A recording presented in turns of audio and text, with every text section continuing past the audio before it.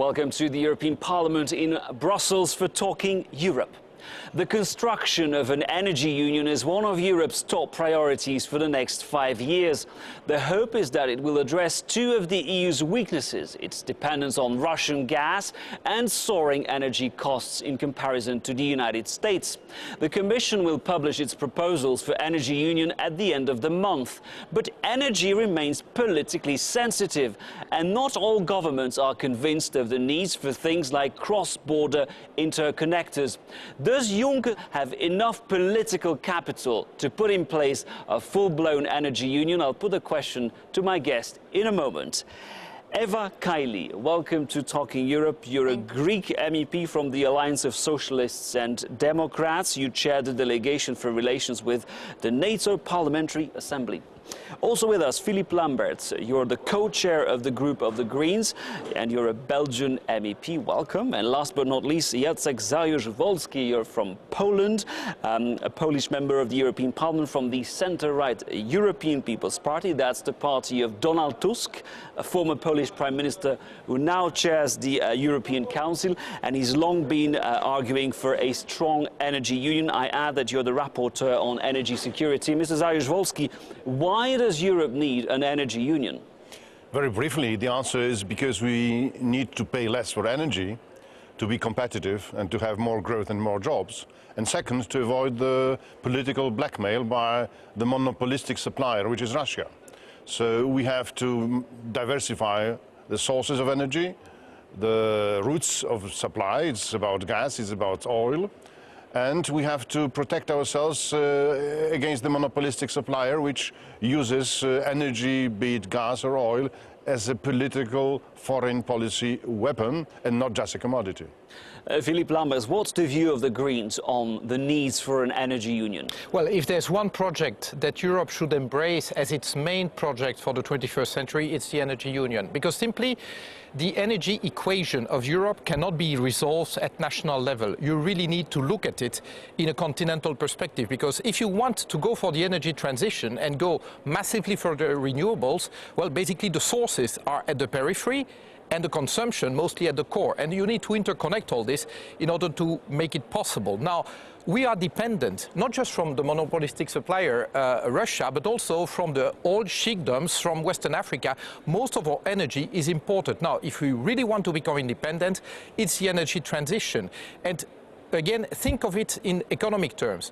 Before the oil prices started slumping, we were spending on an annual basis $400 billion buying fossil fuels from the outside. Now it's maybe only 200 billion, but yet it is a bill that we can get rid of. And that would mean 200 billion a year staying within the European economy. So it's a matter of independence, but also of economic prosperity. Eva Kaili, Europe imports roughly a third of its gas from Russia. I believe in the case of your country, Greece, figures are much higher. What is your take on this current debate regarding the energy union? This is why there should be an energy strategy, a union and security, because you never know what will happen. You have to have an internal market. And as they said, we are the biggest energy importer. So I do believe we should have a strategy till 2050, and we should focus on having clear energy. So we shouldn't abandon gas or the corridors, but we should start to try to have a strategy that will focus on renewables and new technologies. So we have to have some investments and projects that will guarantee the union and the security. This will have to do with Greece too. We have TAP, you know, we have energy supply from other countries, not only Russia, but we have to focus and plan for the years to come. Now, you've all explained why Europe needs an energy union. Now, energy is mostly a national competence. But as we know, European leaders are gathering. They're trying to set up this ambitious project. Is everyone on board, Mr. Saryusz-Wolski? Since the Lisbon Treaty, energy is also a common cause. It's about solidarity and reciprocal help, and there are already legislations on that. We need an interconnected single market in energy in order not to have a situation when single member states are blackmailed by the suppliers. And we need also the situation when we'll be able to purchase gas, for example, in common. This is one of the proposals, that the monopolistic supplier is faced by the monopolistic So would the buyer. Commission be in charge of negotiating contracts with Gazprom, for instance? This will be on the table in the proposal by the European Commission in a soft version, because it will be voluntary. So all those member states who will want to join such a common purchasing scheme, they'll be able to do so. Better would be to make it regular, as we do have already in nuclear energy. We have a common purchasing agency for nuclear fuel. We could have the same to the benefit of the lower prices, to the benefit of not being dependent, and to the benefit of not being treated by Russia on a pick and choose basis. I'm asking if everybody's on board, because I know that a number of countries are pretty reluctant to give up these powers. They don't want the Commission to negotiate in the name of the member states. Well, first, I think that if the energy union is just a purchasing syndicate, I'm not sure it will achieve a lot. Because, well, if you still buy from the same monopolistic source together, well, it improves your bargaining power, but you're still dependent. So we should really think about getting rid of this dependence. Now, that said, yes, it's true that a number of member states do not see the added sovereignty that they would gain by pooling sovereignty. And we see that in many domains, member states seem to be reluctant to surrender what has increasingly become the appearance of sovereignty for the reality of shared sovereignty. But it's in our interest to really do that together. You know, when you come to think of the common agricultural policy, you might think, okay, agriculture is linked to the land, and that's pretty local, right? So we decide to make that decades ago really a common policy, a federal policy at European level. So if it made sense to do it for agricultural purposes, I mean, energy, that is a no-brainer. Now, it takes political will and political guts to make it happen, because, yes, you have to admit to your constituents that Belgium on its own, Lithuania on its own, Poland on its own, but even Germany on its own, is too dependent to really determine energy policy on its own. So that we are better off doing that together. And well, that's a crusade that I think that we have to engage into, but this is something that every European citizen can benefit from. What's the feeling in Greece? Some say that the new government is Russophile or pro-Russian, that Syriza has very close ties with Russia. Do you believe that the new government will be reluctant to participate in this effort to reduce Europe's dependence on Russian gas? Well, this is a plan that it doesn't go against Russia, it goes pro-Europe. So we try to have an energy union and security in good terms. This doesn't mean that we shouldn't have a backup plan, because you never know what will happen. We didn't have a problem on energy yet from Russia, so we don't have to be hostile, and we have to be precautious. You don't see a problem ready. at the moment? At the moment there is no problem, but we of course have to have a backup plan, and it's good to plan for the 20 or 30 years to come, because this strategy needs some years to be applied. So we don't have to abandon all our strategy, but we can say that we will try to improve the percentage of our dependence. So I do believe this is more realistic, and it will not destroy some plans that we already been working on and spend a lot of money and invest a lot of money on. Well, I'm not sure that, well, I think that this is a bit naive, because saying that we do not have a problem now, what I'm looking at Greece's neighbors who have been blackmailed on a repeated basis by Russia, I would say that now we do have a problem of dependence, and it's not something that is a sort of insurance. We need now to reduce our dependence, because we are being blackmailed at every time. So really, I'm not naive. I mean, we are facing Russia, which is by far not a democracy, which is run in an authoritarian mode by someone who only understands, well, power relationships. And, well, we have to make sure that we are up to this.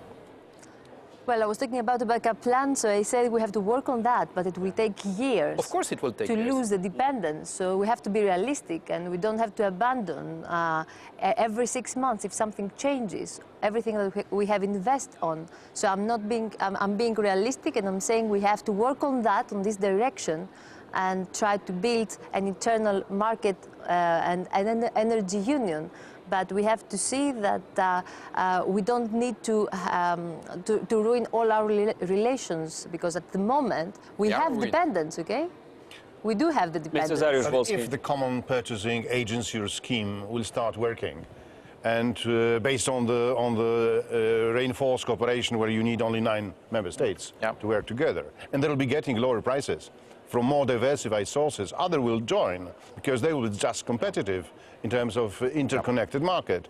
So this is the hope.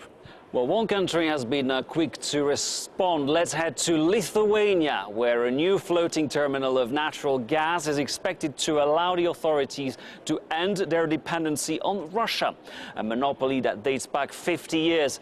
Within a few years, liquefied natural gas, known as LNG, could supply 90% of the gas needs of the 3 Baltic states. That's a report brought to us from Lithuania by Anne Maillet. Its name was expertly chosen and its arrival in October well celebrated. The liquefied natural gas ship Independence has dropped anchor off the Lithuanian coast. It is a symbol that heralds the end of a 50-year Russian gas monopoly, says the country's energy minister. Building one terminal, one vessel gave independence for country in gas and electricity. So it gave us energy independence, and why its name is independent. It's a message that we will do anything to save our independence. Currently, almost all of the gas used in Lithuania is provided by Gazprom. It is a means of political pressure that Moscow has used and abused. The price of gas in Lithuania was the highest in Europe.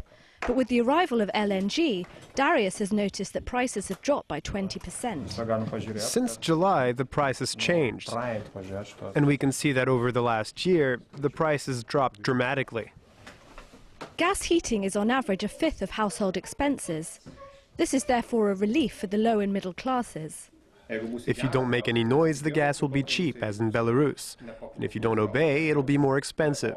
Now, for us, gas is becoming a commodity, like any other, and is no longer a means of pressure. LNG will eventually provide 90% of the gas needs of the 3 Baltic states. Philippe Lambert, this is obviously very important for Lithuania. There's another question, the question of interconnection, because what we see today is that, for instance, Spain produces more energy than it needs, but it's not able to sell its surpluses to France. This obviously sounds very ironic. Yeah, absolutely, and that is really a nationalistic protectionist reaction from the French government, which wants to preserve the interests of its national monopoly, EDF, and that is not acceptable. I mean, again, let's face it, if we want to go for the energy transition towards a maximum of renewables, let's admit that countries such as Spain, Portugal, Greece can become net or are net energy exporters. And it is, to me, contrary to the logic of the single market, which is also a logic of solidarity amongst us, not just governments but consumers, that we are preventing the benefits from those capacities to flow to every European citizen. And yes, this is the rule of the market. I mean, if some countries can produce cheap energy, cheap renewable energy, such as Greece, Portugal, Spain, we should welcome this. And this is, to me, one of the crucial Gordian knots that need to be struck. Well, the last European summit on energy failed to really bring a credible response to that. But I hope that within the energy union landscape, that this will be possible to strike deals to make the single energy market a reality. This shows, Eva Kaili, that we're still far from an energy union, because the situation today is that we have 28 national grids, 28 national markets. Do you believe that the Commission has enough political capital to make things move in the right direction? Well, the Commission of Barroso didn't do the steps that needed, but I do believe that Juncker shows the will to improve, and he's already put on the table energy union as a top priority. So I do believe that, as you said, the Mediterranean could be a solution. So we have to make investments and have a strategy for the next 20 years to improve the operating costs, to improve our energy efficiency. So we have to find new solutions to the same problems. Mr. Saryusz-Wolski, are you satisfied with what you see coming from the Commission? I'm not satisfied, but we have progress since the first closing of the tap by Russians in Ukraine in 2006. So I think that we are going into the direction of the interconnected single market, of treating energy as any commodity which should freely flow all over Europe, thus guaranteeing lower prices, which is better for growth and jobs, and at the same time making Europe more secure. So external threats, which is Russia, and crisis and economic problems we are having, are friends of more dynamic development of the energy union. Yeah, I'd like to make a parallel and to try to connect actually two things that Juncker wants to do, because, well, energy union is one side of the coin, but the other thing is the so-called Juncker investment plan. And there I'm a bit disappointed because first the seed money that will be used for this plan is partially coming from the Connecting Europe facility, whose aim is precisely to help with these connections. And second, what I would have liked to see, and we may, if there's a political will, we may still do it, is make the energy union the core of the investment strategy. Instead of, well, you know, putting a little money all over the place, let's make a strategic choice that the energy union is a key priority of the Juncker investment plan. Then we connect the two things in a credible way. And that's something, of course, where Greece could get a lot of benefits from, particularly in terms of solar panels, I imagine. Yes, but we also have investigations taking place close to Cyprus, which is also in the European Union, and I do believe that we have a lot to do, and we could cover all the energy that we need by our own sources, but we have to have really a strategy and focus on that. And this strategy is more safe than investing into our neighbors. So I do agree on that. Well, Eva Kaili, Filip Lambert, Jacek Zajewski, thank you very much for taking part in this edition of Talking Europe. Thank you for watching our program. Talking Europe will return just after the news break in about 10 minutes on France 24.